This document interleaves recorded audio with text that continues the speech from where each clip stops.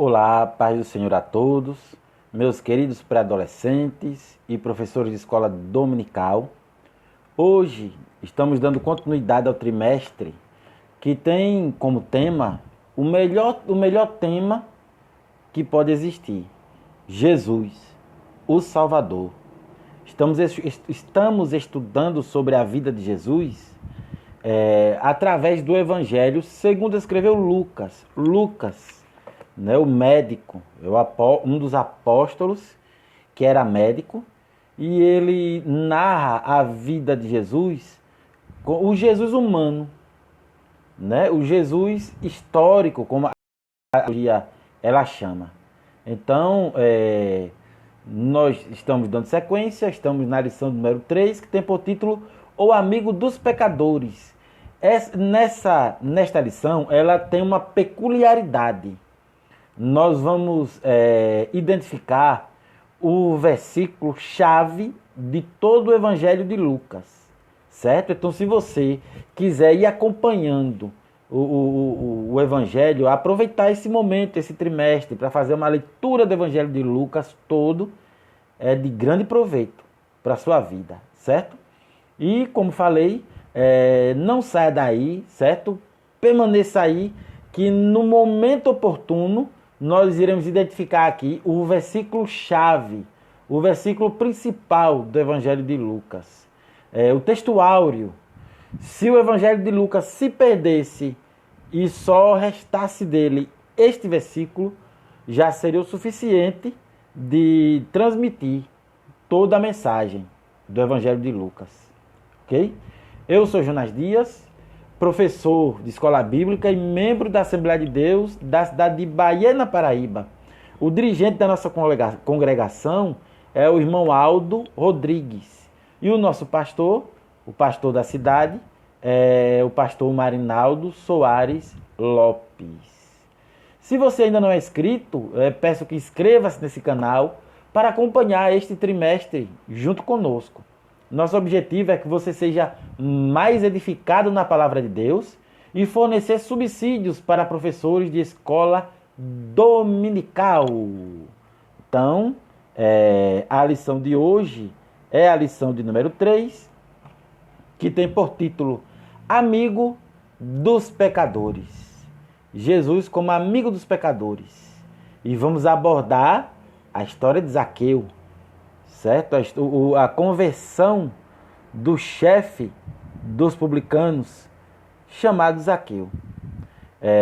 A Bíblia diz, né, ou seja, o textuário diz, é por meio do próprio Jesus Cristo que os nossos pecados são perdoados. E não somente os nossos, mas também os pecados do mundo inteiro. 1 João, capítulo 2 e o versículo 2. Temos a leitura bíblica em classe, que fica em Lucas, capítulo 19, versículos do 1 ao 10, né, que diz: E tendo Jesus entrado em Jericó, ia passando, e eis que havia ali um homem chamado Zaqueu, e era este um chefe dos publicanos, e era rico, e procurava ver quem era Jesus, e não podia por causa da multidão, pois era de pequena estatura. E correndo adiante, subiu a uma figueira brava para o ver, porque havia de passar por ali. E quando Jesus chegou àquele lugar, olhando para cima, viu-o e disse-lhe: Zaqueu, desce depressa, porque hoje me convém pousar em tua casa. E apressando-se, desceu e recebeu-o com júbilo. E vendo todos isto, murmuravam, dizendo que entrara para ser hóspede de um homem pecador. E levantando-se Zaqueu, disse ao Senhor: Senhor, eis que dou aos pobres metade dos meus bens. E se em alguma coisa tenho defraudado alguém, o restituo quadruplicado. E disse-lhe Jesus: Hoje veio a salvação a esta casa, pois também este é filho de Abraão, porque o Filho do Homem veio buscar e salvar o que se havia perdido. A primeira curiosidade que a gente pode perceber nessa leitura é que poucos versículos atrás, há poucos versículos atrás, Jesus tinha tido um encontro com um jovem rico, que ele disse a Jesus que cumpria os mandamentos. O que mais eu devo fazer para entrar no reino dos céus? Jesus disse, dá tudo que você tem aos pobres. E o jovem rico saiu triste, porque ele não queria. Né? Nós entendemos que ele não queria dar as riquezas dele, ele não queria se desfazer das suas riquezas. Poucos versículos depois, né? Aliás, e é quando Jesus disse que é mais fácil um camelo entrar pelo fundo de uma agulha do que um rico entrar no reino dos céus. Alguns versículos adiante, encontramos com Zaqueu, que era rico, e quando ele se converte, ele está agora disposto a devolver, né, o dinheiro de todo aquele que ele explorou, que ele pegou de maneira desonesta, e até estava disposto a restituir quadruplicadamente. Né? Então aqui, para quem diz que é impossível que um rico possa ser salvo, essa passagem vem quebrar isso. Não é? E Jesus certamente já sabia. Ele é Deus, ele sabe todas as coisas. Né? Aliás, aqui vem a curiosidade, aqui vem a grande curiosidade, antes de mudar de slide, é o seguinte. Disse a vocês, né? Eu falei com você, lá no começo desse vídeo, falei que nós iremos encontrar o versículo-chave de todo o Evangelho de Lucas. E esse versículo 10, o texto áureo do Evangelho de Lucas. Porque o Filho do Homem veio buscar e salvar o que se havia perdido. Então, alguns teólogos vão dizer que esse é o versículo-chave. Se todo o Evangelho de Lucas se perdesse e apenas restasse esse versículo, a mensagem de Lucas já estaria completa. O Filho do Homem veio buscar e salvar o que se havia perdido. Conhecendo mais de Deus, vamos para... Desculpem. Vamos para a introdução. E veja como a introdução, ela casa com este versículo-chave. A Bíblia afirma que Deus é amor. Ele nos ama com amor incondicional. Ou seja, Deus não nos impõe nenhuma condição para nos amar. O Senhor, Ele ama todos da mesma maneira, tanto aqueles que estão na igreja servindo, quanto aqueles que não estão. Isso mesmo. O amor de Deus, o amor que Deus tem por você é o mesmo que tem pelo seu vizinho ou colega da escola que não é cristão. Mas se Deus ama a todos de igual maneira, por que temos que servi-lo? Podemos pensar que deveríamos ser mais amados por fazer a vontade dele. No entanto, temos que entender e servir ao Senhor. Temos que entender que servir ao Senhor não nos faz melhores do que ninguém. Somos tão carentes do perdão divino quanto qualquer pessoa. A diferença é que nós já alcançamos este perdão. Contudo, a vontade de Deus é perdoar e salvar a todos. O pecado separa o homem de Deus. Mas por meio de Jesus Cristo, Deus se reconcilia com a humanidade. Basta que o homem se arrependa dos seus pecados e aceite a salvação oferecida por Deus. Em seu ministério, Jesus tinha a satisfação de estar com pessoas desprezadas pela sociedade judaica. Zaqueu era uma dessas pessoas que, sendo desprezado pelos homens, foi feito amigo de Jesus. Então, qual é a diferença entre crentes e ímpios? Todos pecam. A diferença é que o crente ele não vive no pecado. Enquanto o ímpio se alegra no pecado, o crente, quando ele peca, ele se entristece. Porque o Espírito Santo habita em nós. E nós sentimos a tristeza do Espírito Santo pelo pecado. Ele age na nossa mente, no nosso coração, como nós vimos em lição passada. Então, nós não somos melhores do que os ímpios. Mas a diferença é que nós somos salvos e precisamos levar o Evangelho. Em toda a sociedade, certos grupos de pessoas são considerados intocáveis ou indesejáveis por causa de suas opiniões políticas.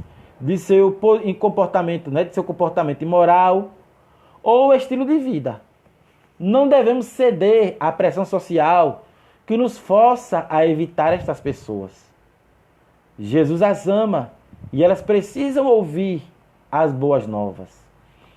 Né? Então, há quem pense, quem acredite, que até seria confortável a sua vida se não tivesse de trabalhar, se não tivesse de estudar, ou se a escola fosse evangélica, o trabalho fosse só de evangélicos, né?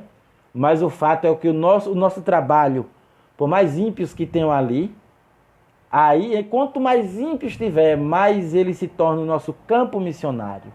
A escola onde você estuda, se tem muitos ímpios, essa escola é um campo missionário. Para Deus usar você, para Deus me usar, para ser sal da terra, luz do mundo.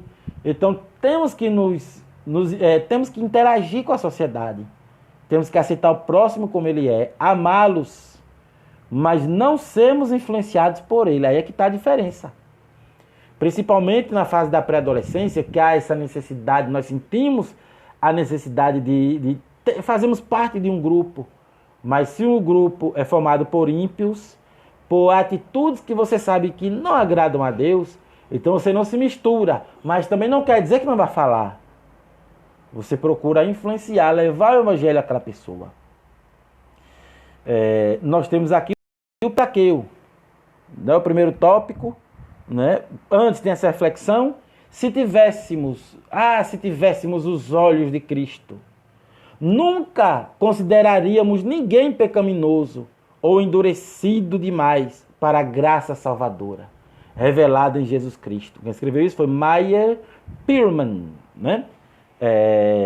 Então, essa visão que muitos crentes às vezes têm de ímpios, é o que muitos cristãos, muitos discípulos, né, muitos judeus, eles se escandalizaram quando viram Jesus se relacionando com Zaqueu, tendo amizade com Zaqueu, indo para a casa de Zaqueu. Né? Mas se nós tivéssemos os olhos de Cristo, jamais, né, eles teriam tido essa visão. O pequeno Zaqueu. Veja bem, nesses versículos que nós lemos, nós percebemos a figura do publicano. Zaqueu, ele era chefe dos publicanos. Os publicanos cobravam impostos, mas Zaqueu, ele não cobrava diretamente, ele era o chefe, era o que enviava os publicanos, certo? Então, para financiar o seu império mundial, os romanos arrecadavam de todas as nações que estavam debaixo do controle deles, grandes quantias, em forma de impostos. Os judeus se opunham ao pagamento dessas taxas, por terem de sustentar um governo secular com deuses pagãos. Porém, eles eram forçados a pagar. Os cobradores de impostos estavam entre as pessoas mais impopulares de Israel. Judeus de nascimento, os publicanos escolheram trabalhar para Roma. Por isso eram considerados traidores de Israel. Além disso, era de conhecimento de todos que os publicanos enriqueciam por meio da extorsão de seus companheiros judeus. Através da extorsão, a nossa revista vem explicar o seguinte, da seguinte forma: na sua maioria, esses cobradores, esses publicanos, eles eram desonestos e opressores, pois eles fixavam valores muito altos nos impostos que cobravam. Né? Se o valor era tanto, eles aumentavam. Se alguém não tivesse como pagar, os publicanos, eles mesmos emprestavam dinheiro e cobravam juros ainda maiores. Era uma espécie hoje a gente chama de agiotas, né?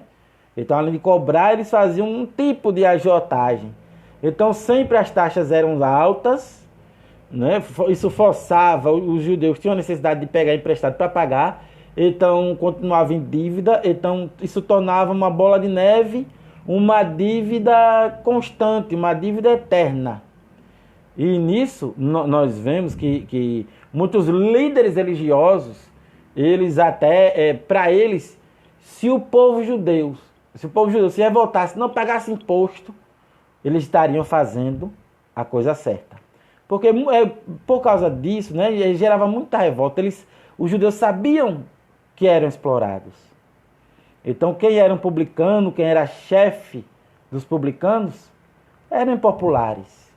Então Zaqueu, certamente, ele era impopular. Né? No caso de Zaqueu, ele possuía o título, como eu falei, né, de chefe de publicanos, ou seja, ele havia recebido dos romanos a responsabilidade pelo serviço de cobrança de impostos. Ele comandava os agentes locais encarregados da coleta propriamente dita. De qualquer forma, deve ter sido fácil um publicano se enriquecer em Jericó na época, além de passar por ali uma rota comercial importante que ligava Jerusalém ao Oriente. A cidade era famosa por suas plantações de bálsamo. Lucas, porém, nada diz sobre sua condição moral, mas com certeza ele não era bem visto por causa de sua profissão. Temos aqui, também nessa história, nós percebemos, né, nessa narrativa, que ele era de pequena estatura. Então, apesar de ser pequena estatura, então Lucas não diz que Zaqueu ele era anão. Né? De repente alguém pode dizer, ele era anão. Não está claro. De repente era, né? Ou não era. O necessário é que a gente perceba que não está claro. Né? Lucas não diz que Zaqueu era anão. Mas o certo é que sua estatura devia impedi-lo de enxergar Jesus por cima da cabeça das pessoas. Então, de fato, ele era baixinho. Né? Revisando, qual era a profissão de Zaqueu? Você está lembrado qual era a profissão de Zaqueu? Ok, chefe dos publicanos, não é? Porque Zaqueu não conseguia ver Jesus. Isso porque era baixinho, não é? E o que ele fez para resolver este problema? Ele subiu, né? Na árvore, numa figueira brava. Ok. Tópico 2. Jesus tornou-se amigo de Zaqueu. Desde já, eu quero dizer a vocês que qualquer dúvida, sugestões, reclamações, escreva aqui abaixo nos comentários, que teremos o prazer de ler todos eles, tá certo? Então comente lá, se expressem, dê retorno, de repente alguma sugestão para melhoria da nossa aula, porque o foco aqui é que você compreenda e que a aula seja agradável, não é? A aula tem que ser agradável. Desde no meio secular, como eu sou professor no meio secular, sou professor de língua portuguesa, como na casa de Deus. O tema é glorioso, o tema é uma maravilha. Mas existe uma coisa chamada didática. E didática é o modo como se passar o conhecimento, tá certo? Então falem, soltem o verbo. Jesus tornou-se amigo de Zaqueu. É o tópico 2, né? Apesar de não ter escrito tópico 2, mas a gente sabe que depois, se tem o primeiro, tem o segundo. Então, para ser amigo de Jesus, é preciso se converter, né? E conversão é a mudança que Deus opera na vida do que aceita Cristo como seu salvador pessoal, modificando-lhe radicalmente a maneira de ser, pensar e agir. Quando Zaqueu subiu numa figueira brava, que também é conhecida como sicômoro, lá em cima ele viu claramente o Cristo passar e ficou frente a frente com a verdade das boas novas. No capítulo 19, versículo 5, Jesus disse: hoje tenho de ficar em tua casa. Jesus transmitiu a ideia de necessidade. Me é necessário ficar em tua casa, em outras palavras. A visita a Zaqueu era uma necessidade determinada por Deus. Já pensou se isso acontecesse com você? Que maravilha, não é? Se o nosso encontro com Jesus fosse desse jeito, nós nos encontrássemos com Jesus na rua e Jesus dissesse: Jonas, eu tenho que ir para a sua casa. Olha que maravilha, eu prepararei um banquete, eu prepararei um suco bem gostoso, né? Só para receber Jesus. Esse foi o encontro que Zaqueu teve com Jesus. Nós também tivemos encontro com Jesus. Mas com cada personagem, com cada pessoa, há uma história diferente. Então, algumas vezes, Deus entra na vida de uma pessoa de maneira espetacular, como a de Zaqueu. Em outras, a conversão é uma experiência silenciosa. Então, não é obrigado, aceite Jesus. Se dê um testemunho de uma coisa miraculosa que o próprio Jesus apareceu a você. Não. Eu aceitei a Cristo como Salvador, mas Jesus nunca apareceu para mim. Mas eu tenho uma fé salvífica, eu creio que Ele está lá, só esperando o momento de vir para buscar a sua igreja. Então, aqui fica um conselho para você, meu querido adolescente, pré-adolescente, meu irmãozinho, minha irmãzinha. Previna-se contra pessoas que insistem em um tipo particular de experiência de conversão. Só aceita Jesus se for assim, né? O modo correto de vir a crer em Jesus Cristo é aquele que Deus determinar para você. Cada um tem a sua história pessoal com Jesus. Cada um, né, teve o seu encontro pessoal com o Senhor Jesus. Glória a Deus. E como vale a pena ouvir o testemunho de cada um de vocês. Porque o meu testemunho é rico. O seu testemunho é rico. Revisando. Jesus, escreva, né? Se para certo ou é para errado. Jesus pediu para Zaqueu descer da árvore, pois iria ficar na sua casa. Certo ou errado? Certo, não é? Jesus ama somente aqueles que estão na igreja. Quem estiver fora da igreja, Jesus não ama de jeito nenhum. Certo ou errado? Errado, erradíssimo, não é? Terceira questão. Devemos falar do amor de Jesus para todas as pessoas? Sim ou não? Para todas as pessoas mesmo? Sim, coloca um C, um Czinho aí. Beleza. Então ficou C, é C, a sequência, né?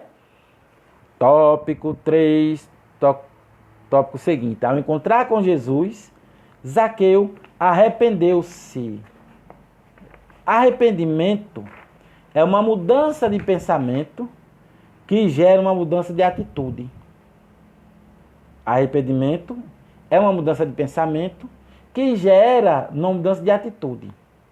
Então há quem diz assim, o que importa, Jesus só quer o coração. Então a pessoa que diz isso, que Jesus só quer o coração, na verdade não entregou o coração de verdade. Porque se você realmente entregar o seu coração a Jesus, toda a sua vida ela é transformada. Se a pessoa diz, o que Jesus quer é só o coração e eu vou viver do meu jeito, eu vou viver do jeito que eu quero, então de fato eu não estou entregando o coração. Porque se verdadeiramente você entregar o coração, olha o que a Bíblia diz. Sobre tudo o que se deve guardar, guarda o teu coração, porque dele procedem as saídas da vida. Certo? Continuando, né? Como nós estamos nesse tópico, né? Arrependimento. Então, sabendo que Zaqueu era chefe dos publicanos, não é de admirar que alguns tenham murmurado contra o Senhor Jesus por ele ter ido à casa de Zaqueu, né? Mas, apesar de Zaqueu ser um trapaceiro e renegado, Jesus o amou. E em resposta, esse cobrador de impostos se converteu, mudou. Quem tem um encontro com Jesus não sai da mesma forma, não sai da mesma maneira. Enquanto todos criticavam Jesus por ser hóspede de um homem pecador, Zaqueu, depois que conheceu Jesus, percebeu que sua vida precisava ser completamente corrigida. Está vendo a mudança de pensamento?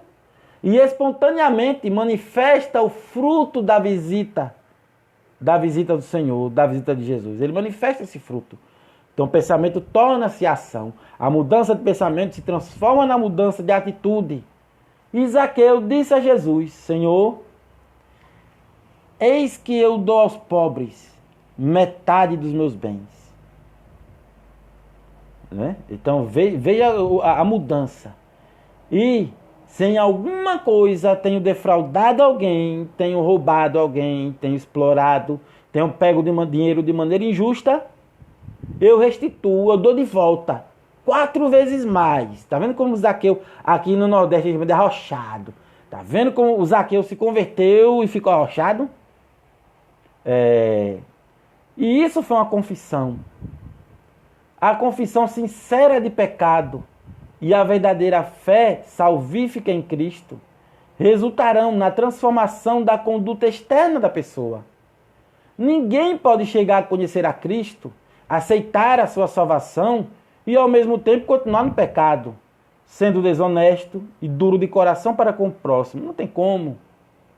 Ao ofertar aos pobres com generosidade e fazer as devidas restituições àqueles a quem enganou, Zaqueu demonstrou mudança interior por meio de uma ação exterior. Não é suficiente seguir a Jesus apenas no pensamento ou no coração. É necessário demonstrarmos nossa fé por meio de uma mudança de comportamento. Aí vem umas perguntas retóricas, umas perguntas para você se autoanalisar. E você? E eu? E você? Sua fé, ela tem resultado em atitudes?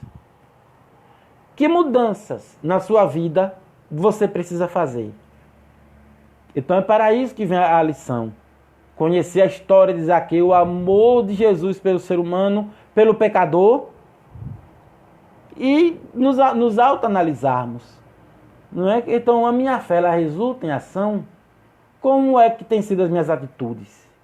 Que mudanças eu preciso fazer?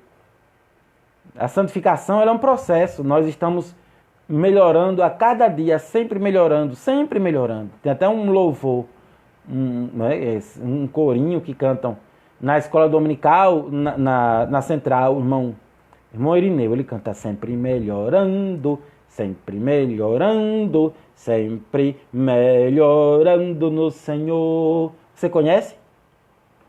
Coloque aqui no comentário para saber se você conhece. De verdade, eu estou curioso. Como eu conheci com esse irmão cantando, eu não sei se foi algum cantor que gravou. O que é que você me diz? Né? Continuando.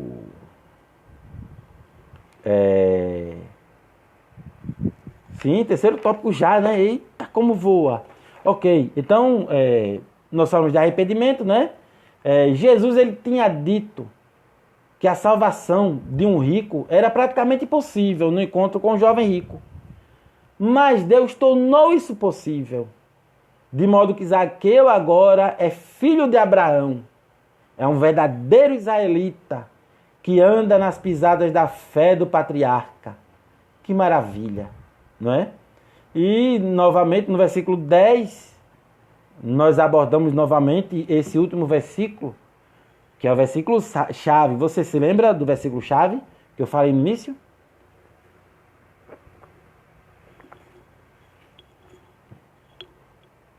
Muito bem. Então, Jesus, ele veio, Lucas 19, versículo 10, porque o Filho do Homem veio buscar e salvar o que se havia perdido. Muitos consideram este pensamento chave de Lucas, né? Como eu falei, pois resume tão bem a missão de Jesus. Então, vamos revisar. Aí, uma outra pergunta para você fazer a si mesmo, para nós fazermos a nós mesmos, né? Tenho falado do amor de Jesus para as pessoas?